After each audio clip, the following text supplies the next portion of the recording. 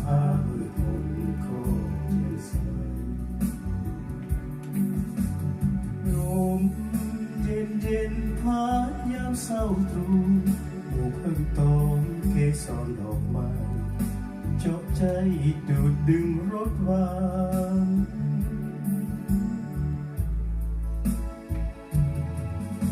เสียงวิวแววมาแผ่วพิวพัดปิวกับลมได้ฟังสื่นสมสุขประมาณยามกำเวรขอเข็นสิ้นไปสู่ที่หมายให้แนวกีดกันสุขสันต์ทุกคืนซึ้งใจเมื่อสิ้นควันโมแห่งหาสิ้นประสานทางหักก็ยิ่งใสเหมือนฟ้างามยามที่วางเมื่อเมฆาเลือนหายแดนดินไหลสวาทา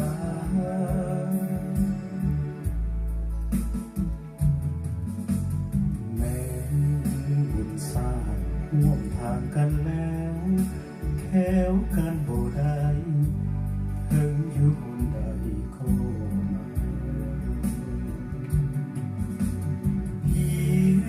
ดวงใจซื่อตรงคงมันจะสุขสันต์สู่ดินและฟ้าศรัทธาหักเดียวจนตาย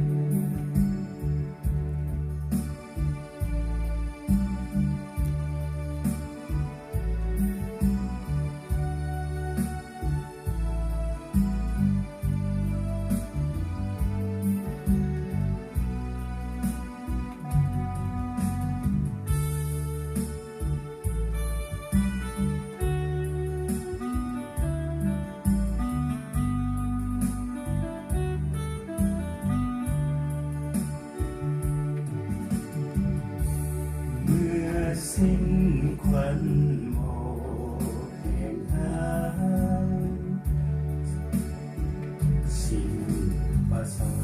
นทางหักก็จะใสเหมือนฟ้างามยามที่วาง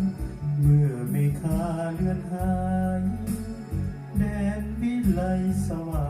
ตา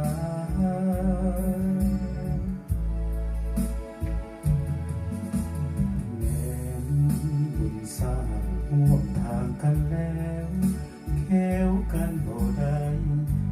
เพิ่งอยู่หนใดก็มาเพี